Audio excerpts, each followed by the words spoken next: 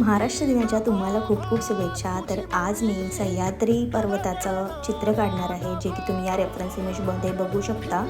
तर मी जास्त काही बोलत नाही, आज तुम्ही फक्त प्रोसेस एन्जॉय करा. अस्मानाच्या सुलतानीला जबाब देती जिव्हा, अस्मानाच्या सुलतानीला जबाब देती जिव्हा. सह्याद्रीचा सिंह गर्जतो, सह्याद्रीचा सिंह गर्जतो, शिवशंभूर